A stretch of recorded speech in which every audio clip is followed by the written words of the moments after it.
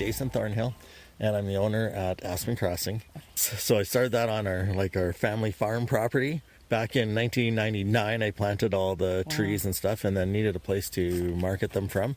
So we opened that place up in May 2004. And then why was this train? So you're looking at restoring a train that's approximately 100 years old. Yeah, that's our latest project. Of course, some of these other things we've done, we were trying to just get more customers to come and see the greenhouse and buy some trees and shrubs and flowers, Yeah. And it's just, nobody knew where the heck is Mossley, Alberta, There's nothing out there that way, So of course, finally we're getting people to come out, and so one of the things that came up was to do a tourist train. So somebody saw that we had saved some history and thought, hey, Mossley would be a great home for this 105-year-old steam engine.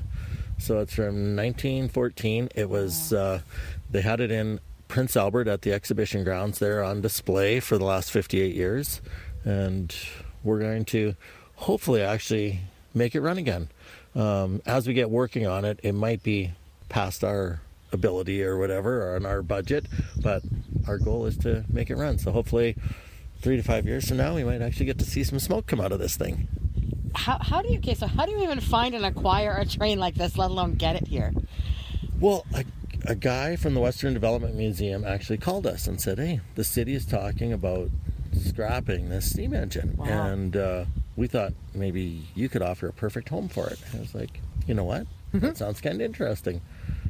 A little bit. I don't know if we can actually do that or not, but what the heck? Let's come look at it and let's try it. So we started trying to get this engine 8 years ago. Wow. And so we almost had given up on it. And a good friend of mine who's a steam engine rebuilder said, actually, do you mind if I keep pestering them a little bit? So he would call them every week or two, at least once a month, and finally, next thing you know, they donated it to us. Oh wow, that's amazing. Yeah. And then how did you get it here? Because clearly, obviously, it doesn't run. Yeah. So I'm assuming, ironically, put it on another train.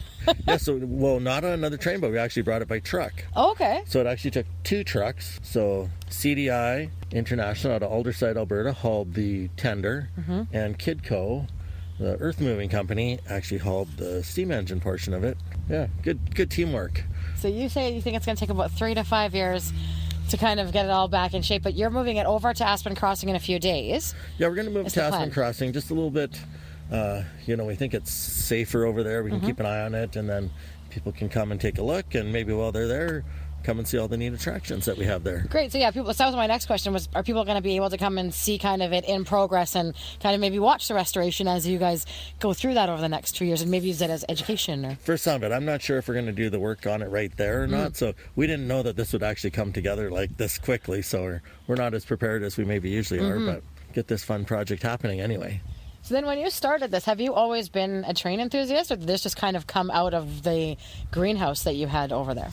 Well, the train always ran through our backyard there, so it's just kind of natural that it would have a train theme, and there's lots of history between horticulture and railways, so we just thought, hey, what a good fit, great curb appeal for people going by. They'll see this train stuff and hopefully stop in. Yeah, and you can camp there and everything else. Yeah, and there's camping and a couple, a tavern with escape rooms in it and stuff. And oh, wow, okay. Yeah, there's lots of neat things there that nobody has no idea is there. It's kind of like hidden treasure out in the country. A little bit something out in the prairies. Yeah, no, I have friends that do the Polar Express in the winter, and their kids lose their minds every year. So that is definitely a hit. This is wonderful. Well, thank you so much for taking a little bit of your day and letting me come out and talk with you, because this is awesome. Yeah, and we'll try to keep you up to date as to absolutely. And if any of your customers have steam engine gadgets or something that can help us out, like we're surprised how many people have phoned us saying, oh, I have a steam pressure gauge that's out of a locomotive. Would you guys like it? And you can maybe use it on your restoration. It's like, yeah. Absolutely. No, that's perfect. No, we'll definitely pass that along, because this is a very fantastic project. I'm a fan of